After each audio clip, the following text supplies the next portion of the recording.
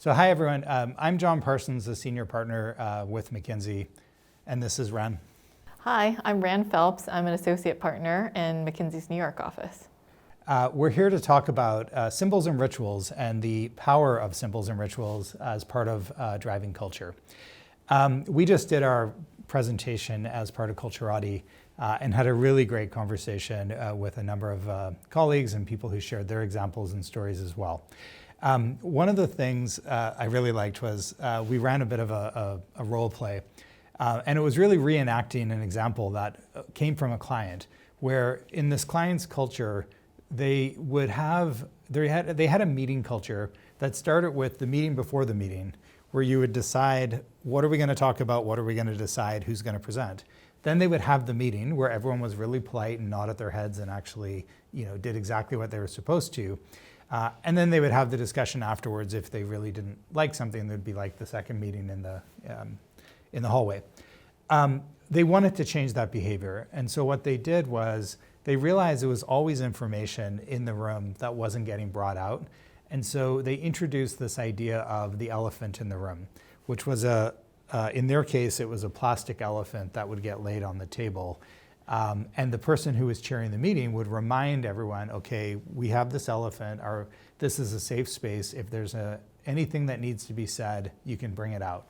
And over the course of, it wasn't instantaneous, but over the course of a couple of years, really changed the behaviors and the culture of that organization. And we were able to recreate that in, a 10-minute period where we used a stuffed animal, a stuffed elephant, and it, people got to experience what it was like. Great. So, thanks, John. Yeah, it was a fantastic role play come to life. So I'll just share first a little bit around the theory and how rituals and symbols play a role in culture change.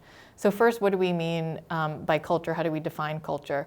So culture is really the values, purpose, behaviors, and mindsets of an organization, plus the everyday rituals, symbols, artifacts that guide people's behaviors. So when we think about changing and shifting culture, rituals and symbols can really play a very important role in accelerating culture change. We have found that through many decades of research that what it takes to change culture is what we call the influence model. So you need to address all elements of the influence model in order to really successfully shift cultures. So the four elements of the influence model are: you need role models, starting with the leaders at the top of the organization, really showcasing, what does it mean when we say we're trying to drive specific changes. You also need the employees to really understand the why. You need to foster the understanding, conviction behind why are we making these shifts, how does it tie back to the strategy of the organization, and then continuously reinforce that and call out the quick wins over time. Reinforcing mechanisms is another really critical element of the influence model, and this is a big one.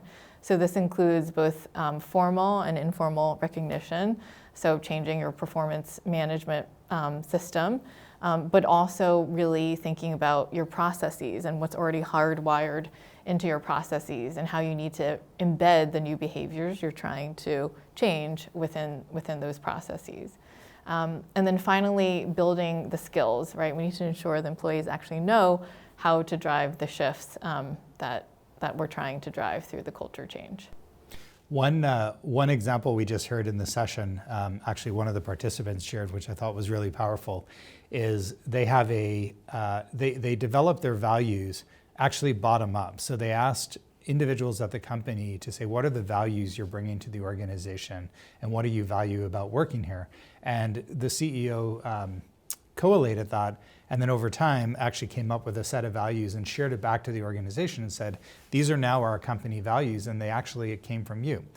And then what they now do to reinforce them ongoing is they have periodically they'll have nominations where you can nominate a coworker for living the values, and that nomination gets read in they have a big meeting, a company town hall, they read out all the nominations, what the person did, how it's living the values, And then ultimately there's a winner, right? There's one person, but it's reinforced that everybody who is nominated, it also shows up in their performance. They actually get financially rewarded for living the values. And I thought it was a really powerful, and my favorite quote was at the end. He said, "I couldn't stop it now, even if I wanted to. It's just become part of the culture of that organization." So that's a ritual that is quite powerful. Maybe you want to share the sort of approach you took with your QSR. Yeah, happy to. So we were working with an organization with over 120,000 employees, and they were trying to drive a couple of cultural changes. One of them was around prioritization. So this was an organization that really had a very nice culture, is how they would describe it. It was very hard for employees to say no to their bosses. And so as a result, they really struggled with prioritization. And so, so this shift around prioritization, they said we need to be much better about stopping work, not always just taking on new work all the time. And so one of the ways in which they tackled this shift was to put in place a new norm, and they called it one on, one off. The idea being, sure, if as a manager you're asking me to take on a new task, a new deliverable, let's talk about it, but let's talk about it in the context of everything else that's on my plate. And so the first way we deployed this norm was literally through physical cards that said one on, one off. And the idea would be someone could raise the one on, one off card in a meeting if they were being asked to add something to their plates. But then over time, the need for the physical cards sort of disappeared, and folks just used that. It became a common language, common practice that could be used in a meeting, when your boss was making a new request of you.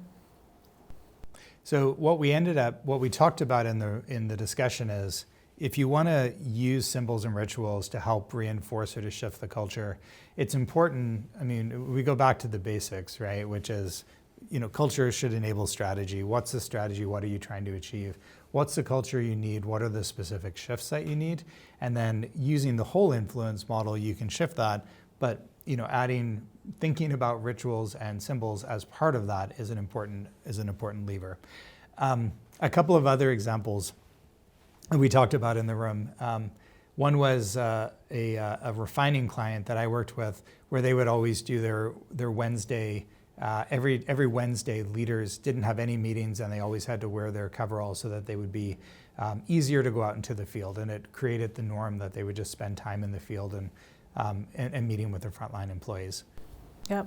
Another example for an e-commerce platform was they wanted to speed up their decision making.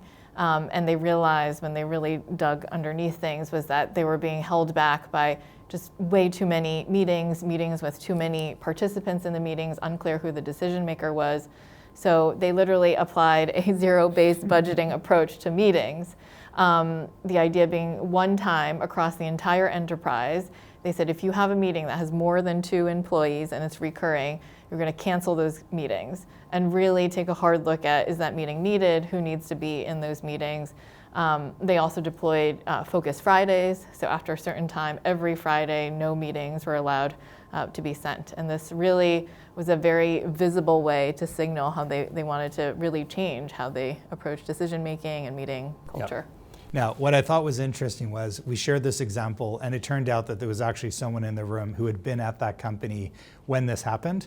And what they did share was it wasn't quite as smoothly as we had thought it was. So the CEO, individually decided to do this, ran a script and canceled all the meetings, and it just caused total chaos. But what it did do was created the conversation about why they needed to zero base, and it did happen. They did actually zero base all their meetings because they were all gone. But it created a little bit of disruption. I think it's a good lesson learned, which is as you're doing these things, I think you have to be thoughtful about how they're implemented and make sure they're executed well. I think you want to make sure that they're not always top down, right? That actually you create the space for pockets and groups within the organization to come up with their own rituals that reinforce the culture. If it's all top down, it can actually feel a little bit too mandated and become quirky corporate culture that may actually backfire. So you want to be very thoughtful about how you do it. So I think we should probably wrap up. I mean, the takeaways that we had in the end were, culture matters, which I think we're probably preaching to the choir on this one. If you want to change culture, you need to use all aspects of the influence model. But rituals and symbols are a really important part of that and can be quite powerful if applied in the right way. Thank you. Thanks.